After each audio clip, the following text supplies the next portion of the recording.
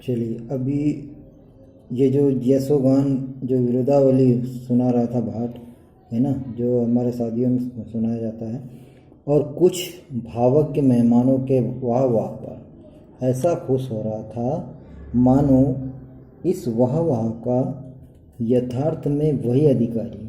मन ही मन ऐसा खुश हो रहा। दो एक अंग्रेजी पढ़े हुए नवयुवक इन व्यवहारों से उदासीन थे, है ना, ज़्यादा पढ़े हुए थे।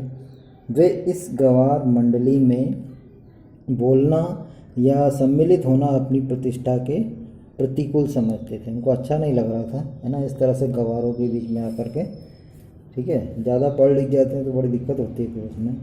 चलिए आगे देखिए। आज बुद्धिराम के बड़े लड़के सुखराम का तिलक आया है ना, आज उससे तिलक लगने वाला है। ठीक है, यह उसी का उत्सव मनाया जा रहा था।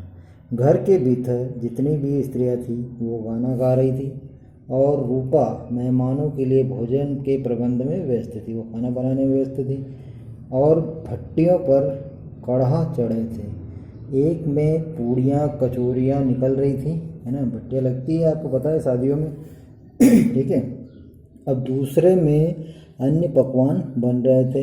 एक बड़े हंडे में मसालेदार तरकारी पक रही थी।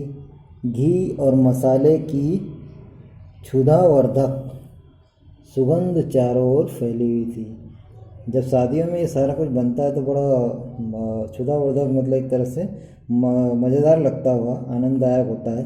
ठीक है, जिससे हमारी तृष्णा ऐसे ही खुशबू से ही मन भर जाता है। ठीक है, तो आगे देखिए। बूढ़ी काकी अपनी कोठरी में शोकमय विचारक की भांति बैठी हुई थी। शोकमय मतलब एक तरह से उदासीन, है ना। अब वह स्वाद मिश्रित सुगंध उन्हें बेचैन कर रही थी। जो स्वाद, जो खाने के जो खुशबू आ रही थी ना, उससे उनका मन बड़ा बेचैन था। खाने पीने के वैसे ही शौकीन थी वो। अब वे मन ही मन विचार कर रही थी कि संभवतः मुझे पूड़ियाँ मिलेगी, है ना, इतनी देर हो गई कोई भोजन लेकर नहीं आया। अब मालूम होता है सब भोजन कर चुके होंगे, मतलब ऐसा उन्होंने मन में सोचा। मेरे लिए कुछ न बचा, यह सोचकर उन्हें रोना आया। ठीक है, उनको ऐसा लगा कि मेरे लिए कुछ बचा ही नहीं, तो मन में रोने लगी। परंतु अपशकुन के भय से, अपशकुन का भय उनको सता रहा था, अपशकुन के भय से वह रो भी नहीं सकती, है ना। आह कैसी सुगंधी है, मन में उन्होंने सोचा। अब मुझे कौन पूछता है, जब रोटियों के ही लाले पड़े हैं तब ऐसे भाग्य कहाँ की भरपेट पूड़ियाँ मिले। ये अंदर वो विचार कर रही थी। यह विचार कर उन्हें रोना भी आया, कलेजे में हुक सी उठने लगी। परंतु रूपा के भय से उन्होंने फिर मौन धारण कर लिया कि अगर वहाँ गई तो फिर वो मुझे चिल्लाएगी या मुझे डांटेगी। अब बूढ़ी काकी देर तक इन्हीं दुखदायक विचारों में डूबी रही।